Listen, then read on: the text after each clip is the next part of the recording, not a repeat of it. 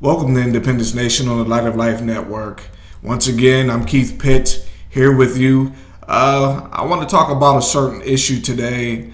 During my Shabbat on Saturday, I was flipping through the channels and I was watching the Jimmy Swaggart channel, and they had their show called Francis and Friends, and someone called in and they asked about being Jewish. What does it mean to be Messianic Jew? And though I believe that most of the time those who answer the questions with Jimmy Swaggart on his channel, and Donnie Swaggart was the one who specifically answered this question, saying that although the caller asked, were Messianic Jews a cult? And he said no. And therefore, but he did say that Messianic Jews were wrong and had the wrong faith. And so I just want to address it today, the situation, because although they're usually knowledgeable, he was completely not knowledgeable on this situation. The first to start out with, one must know that being Messianic Jew and being following Judaism are two different things. Messianic Jew believes in the Bible. You're still a disciple of Christ. Yes, disciple of Christ. We're actually not supposed to use the term Christian, which many do today, but the Bible specifically states that we were never supposed to use the term Christian. But we are disciples of Christ, just like those who are Christian. But where it differentiates from Messianic Jew and Judaism, Messianic believe, as the term Messianic indicates, that we believe in Yeshua, Jesus, as the Messiah. And Judaism does not believe that. And so it's important that I address these issues today, and that's just one of the issues I'm going to address. I'm going to talk about that further because, as I said, Donnie Swaggart said that being Messianic Jew was not right because it held on to the beliefs of Judaism, and being Messianic Jew is not Judaism. So it is the belief of Yeshua, Jesus, as the Messiah.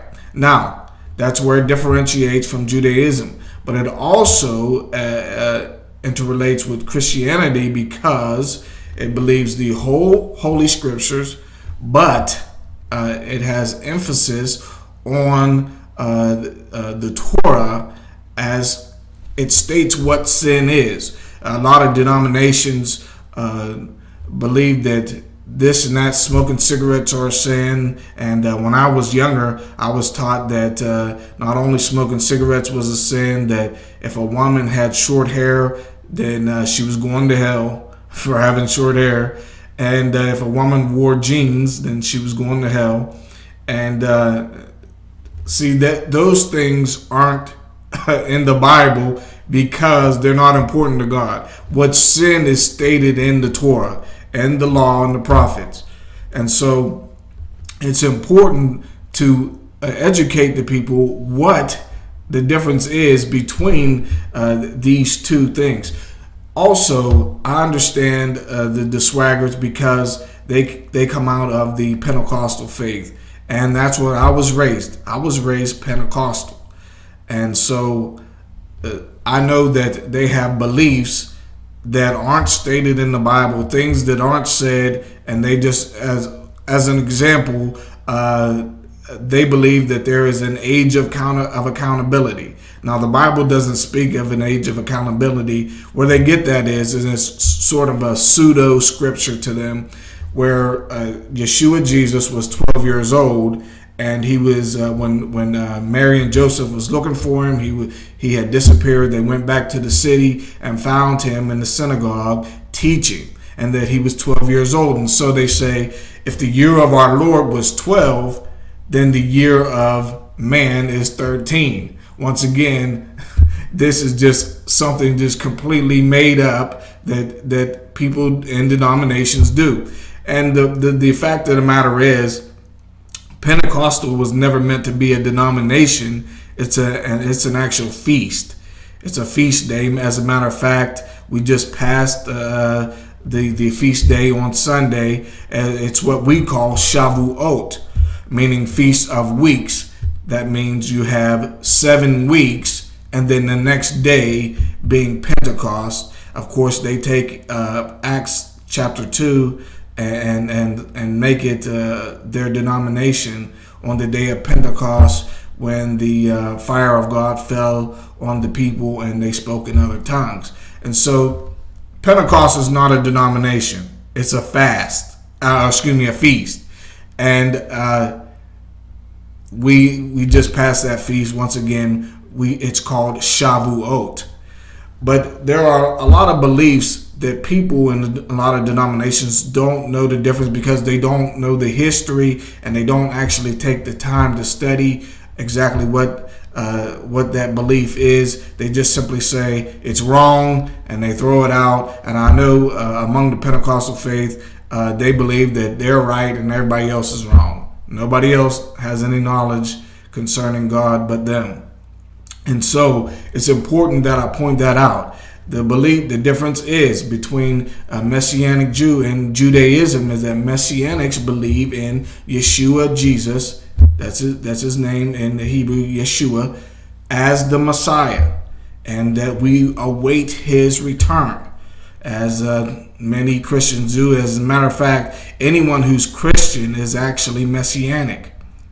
And I know that many of you out there find it funny that a man of color says that he is Jewish. And so, once again, you don't know your history. If you did, you wouldn't think it's so funny. Because if you find out, if you understand, and what many have said through history, which is now backed up by genome science, that many people of color in this country and throughout Africa are actually Hebrew. There's a difference between those who say that they are Jewish and are Jewish by religion, and those who are actually Hebrew. I have Hebrew DNA, and I'm gonna go ahead and teach you this because you need to know some history. You need to know what you're laughing at is wrong.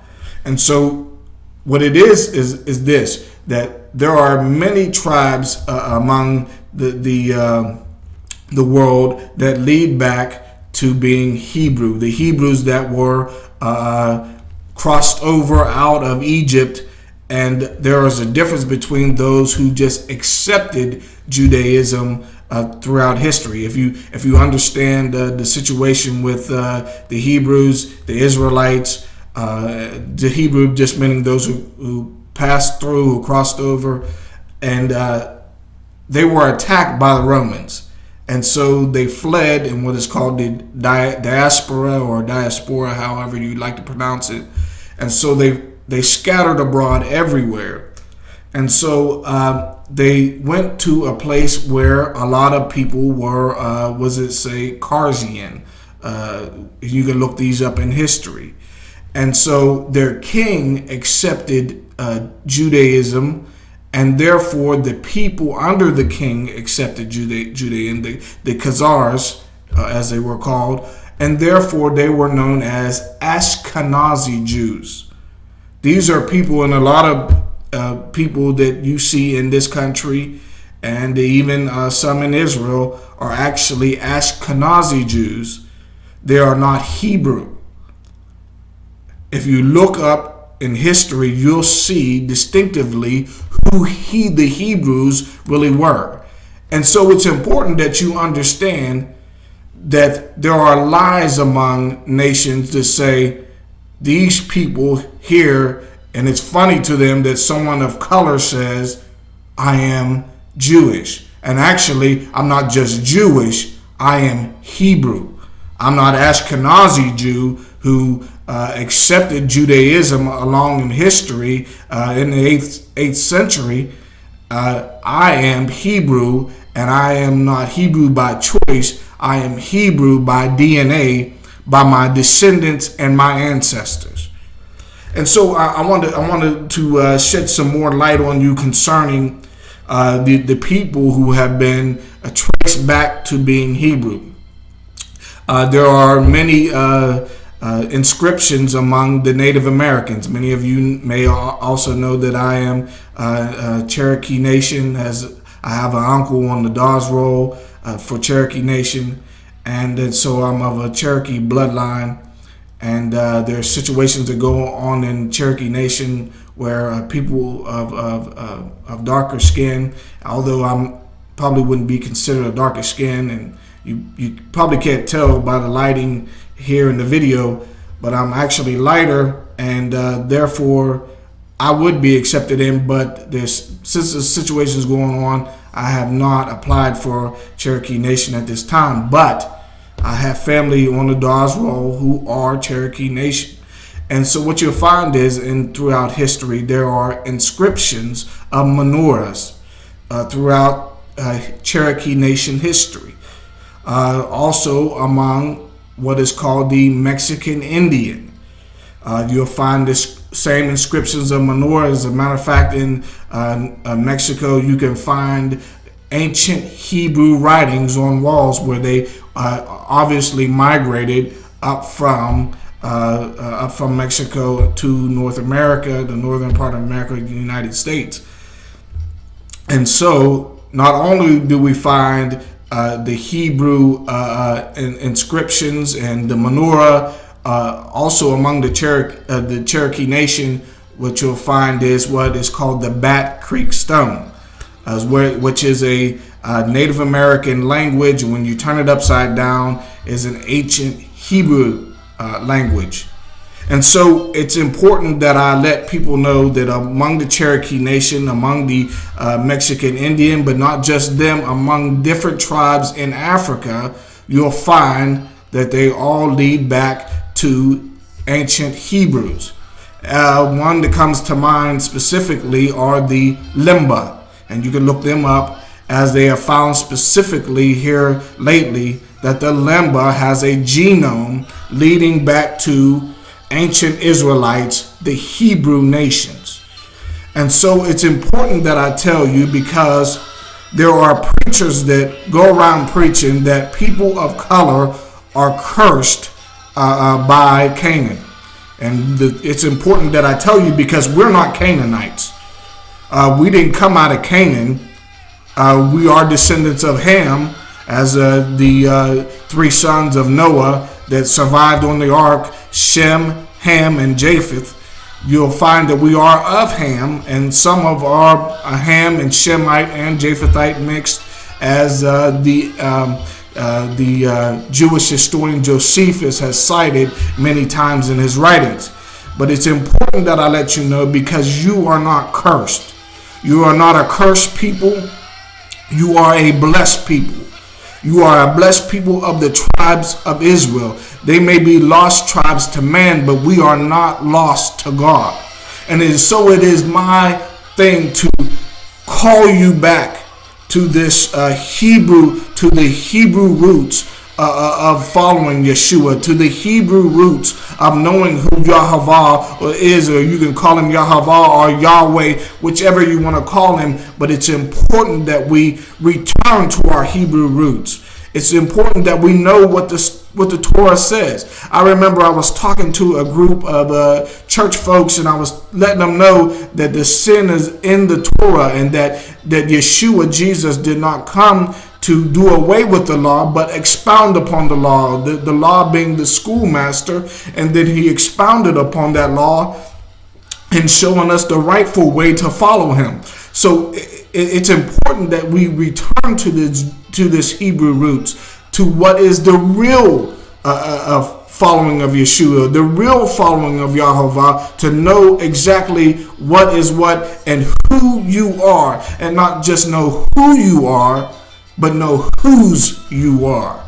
And that is the important part, because you're not cursed, you're not dumb, you're not stupid. You are of a blessed nation chosen by the God of Abraham, Isaac, and of Jacob.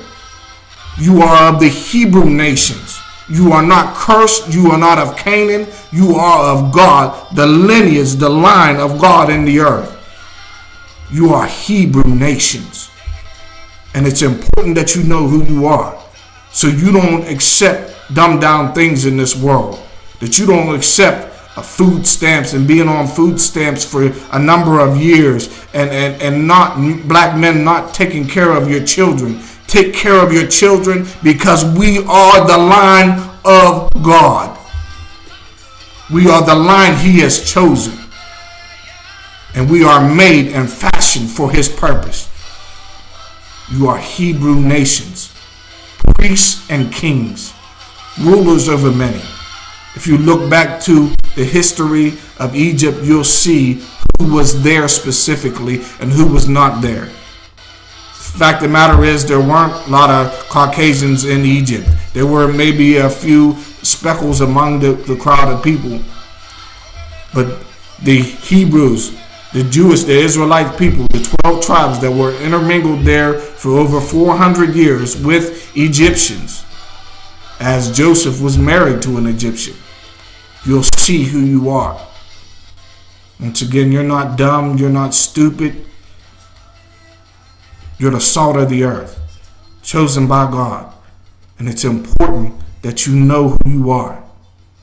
Because without knowing who you are, you will accept the words of these hillbilly backwoods preachers that want to tell you that you are cursed. And most among them may say that they don't have a replacement theology. But if you listen to them long enough, they believe anyone who believes that the Jews are wrong doesn't understand Jesus, because He died Jewish and He rose from the dead Jewish. And He followed the Torah.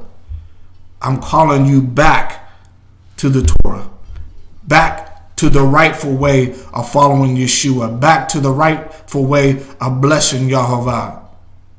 And it's through the Torah, because if you understand the beginning, you'll understand who you are here in the end.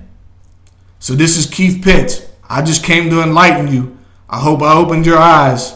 Yes, people who are of color in this country are Hebrew, not Ashkenazi Jews, not those who have accepted Judaism throughout history, but have the DNA of Hebrews running through their veins.